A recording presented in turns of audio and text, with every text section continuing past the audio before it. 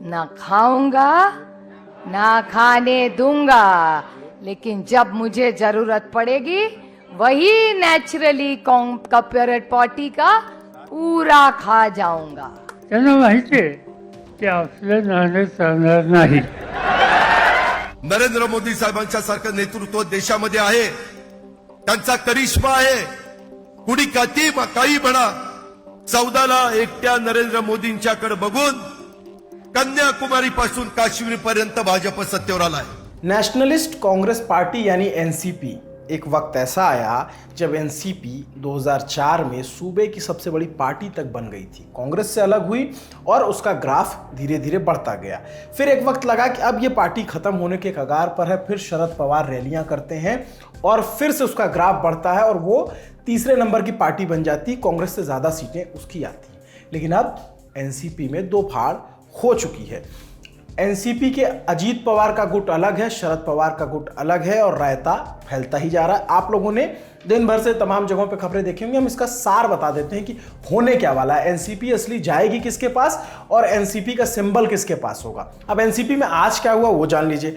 अजीत पवार गुट और शरद पवार गुट की अलग अलग मीटिंग हुई. अजीत ने अपने चाचा से रिटायर होने की बात तक कह दी और शरद पवार ने नाम बिल्कुल नहीं लिया अजीत पवार का, लेकिन इशारों में कहा कि हमारे साथ दिक्कत थी तो बात करते. दोनों गुटों की मीटिंग में क्या निकला, किसके पास कितने विधायक हैं और चाचा भतीजे के बीच क्या बयानबाजी हुई, सब एक बार में जान लीजिए. एनसीपी में अब जो है ये तय होना है कि असली एनसीपी किसकी है, किसके पास कितने विधायक हैं.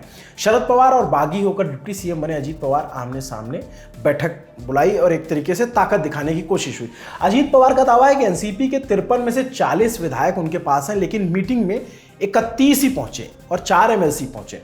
दावे जितने समर्थक विधायकों का था उतने हैं नहीं, लेकिन उनका कहना है कि हमारे कई संपर्क में हैं.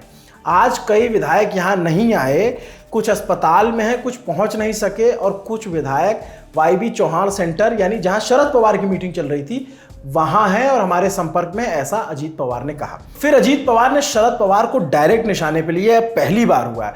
उन्होंने कहा कि आप 83 बरस के हो गए, आप कभी रुकेंगे या नहीं. हम सरकार चला सकते हैं, हम में ताकत है, फिर हमें मौका क्यों नहीं. किसी भी घर में 60 साल के बाद लोग रिटायर होते हैं और आशीर्वाद देने का काम करते हैं, फिर आप ऐसा क्यों नहीं करते हैं. उन्होंने सुप्रिया सूले को भी, जो उनकी बेटी हैं, उनको भी आड़े हाथों लिया और नाम नहीं लिया, लेकिन इशारों में कह दिया कि हम किसी के पेट से जन्म नहीं ले सके तो हमारी क्या गलती है, क्योंकि अजीत पवार शरद पवार के भतीजे हैं और सुप्रिया सूले उनकी बेटी हैं. अजीत पवार ने यह भी कहा कि शरद पवार हमारे नेता और गुरु हैं, इसमें कोई संदेह नहीं है, लेकिन आज देश में जिस तरह की राजनीति हो रही है उसे देखने की जरूरत है. इसके बाद अजीत पवार गुट ने चुनाव आयोग के सामने बड़ा दावा भी कर दिया. उन्होंने कहा कि बीते 30 जून को मुंबई में कार्यकारिणी की बैठक हुई थी. कार्यकारी अध्यक्ष प्रफुल्ल पटेल के नेतृत्व में पार्टी ने और पार्टी के लोगों ने तय किया है कि शरद पवार की जगह अजीत पवार अब एनसीपी के अध्यक्ष बनाए जाएं, क्योंकि पार्टी के नेताओं का मानना है कि वो लोग कल्याण के उद्देश्य से दूर जा रहे हैं. ऐसे में अजीत पवार को अध्यक्ष बनाया जाना चाहिए. अजीत पवार के साथ छगन भुजबल, धनंजय मुंडे, हसन मुश्रीफ जैसे नेता साथ में थे. वहीं वाईवी चौहान सेंटर में शरद पवार ने जो मीटिंग बुलाई वहां 13 विधायक पहुंचे और 4 सांसद पहुंचे.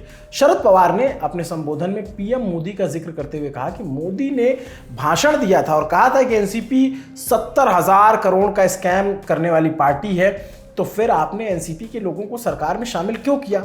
वहीं अजीत का नाम लिए बिना शरद पवार ने कहा कि अगर आप किसी चीज से खुश नहीं थे तो बातचीत से रास्ता निकालना चाहिए थे. आगे नसीहत देते हुए बोले अगर कोई गलत काम करता है तो सजा भुगतने के लिए तैयार रहे. अजीत पवार के उम्र वाले बयान पर पलटवार करते हुए सुप्रिया सूले ने जवाब दिया. लोग कह रहे हैं कि बूढ़े हो गए हैं, इसलिए उनको सिर्फ आशीर्वाद देना चाहिए. रतन टाटा, अमिताभ बच्चन, वॉरेन बफे, सब लोग बूढ़े हैं. फारूक अब्दुल्ला जो शरद पवार से 3 साल बड़े हैं वो भी बोल रहे हैं कि शरद को लड़ना चाहिए. आप मुझे या किसी को भी निशाना बनाएं, लेकिन मेरे पिता शरद पवार को नहीं. इन बयानबाजियों और दोनों गुटों के आमने सामने के दावों के बीच अब सवाल यह कि नंबर गेम किसके पास है. अजीत पवार की बैठक में अजीत पवार समेत 30 विधायक और 4 एमएलसी पहुंचे, जो हमने आपको बताया, और शरद पवार वाले में 13 विधायक 4 सांसद. एनसीपी के कुल 53 विधायक हैं, यानी 9 अब तक किसी गुट में शामिल नहीं हुए हैं. शायद कंफ्यूजन में हो. वहीं पार्टी पर दावा की लड़ाई अब सिंबल तक पहुंच चुकी है। मामला चुनाव आयोग तक चला गया है। खबर यह है कि दोनों गुट चुनाव आयोग पहुंचे हैं। पहले शरद पवार गुट ने अर्जी लगाई थी, उसमें कहा गया कि एनसीपी पर अपने आधिपत्य का दावा हमारा है। आयोग के सामने शरद पवार ने पक्ष जरूर सुना जाए। और कुछ देर बाद अजीत पवार गुट भी 40 से अधिक विधायकों के शपथ पत्र के साथ ऐसा दावा किया उन्होंने कि हमने उनका दावा ठोका है कि हम ये एनसीपी अजीत पवार वाली असली एनसीपी है।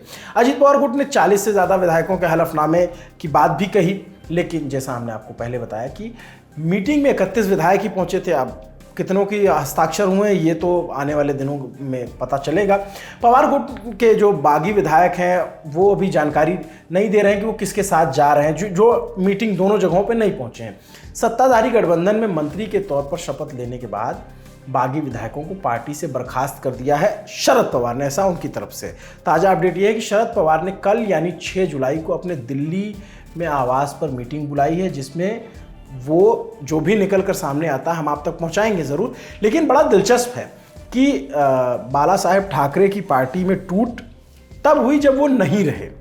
शरद पवार की पार्टी में तभी टूट हो गई जब वो खुद हैं मौजूद और उनके खिलाफ खुद से बगावत हो गई। तो ये महाराष्ट्र की राजनीति में दो बड़ी पार्टियां जो लेगेसी की राजनीति करती हैं उनमें आपस में ही टूट हो गई है। और 24 के चुनाव में जाहिर है कि इसका असर ज़रूर देखने को मिलेगा। एक तरफ शिंदे गुट अलग है, उद्धव ठाकरे का गुट अलग है, शरद पवार अलग है, अजीत पवार अलग हैं। और ये 4 पार्टियां वहाँ 4 हैं, बीजेपी, शिवसेना जो पहले एक साथ ही हुआ करते थे, एनसीपी, कांग्रेस जो एक साथ हुआ करते थे, बाद में जो घालमेल हुआ वो आपको पता ही है। लेकिन दिलचस्प ये है कि अब ये 4 की जगह आप जोड़ेंगे तो 6 हो गए हैं और इनके करीब करीब 20-20, 20-20, 25-25% वोट है। अब वो वोट कहाँ जाएंगे, ये बड़ा देखने वाला मामला रहेगा। और 24 का चुनाव बहुत दिलचस्प होने वाला है। मतलब हमारी टीम जाएगी, हम लोग भी पहुँचेंगे देखने के लिए, समझने के लिए ग्राउंड पे। लेकिन महाराष्ट्र पर सबकी निगाहें ज़रूर रहेगी और हमारी निगाहें कल वाली बैठक पे भी है। तो जो भी अपडेट आएगा आप तक ज़रूर पहुँचाएंगे। मेरा नाम है अभिनव पांडे। इस खबर को हमारी साथी सोनल ने लिखा है। देखते रहिए दी ललन टॉप। शुक्रिया, शुभ रात्रि।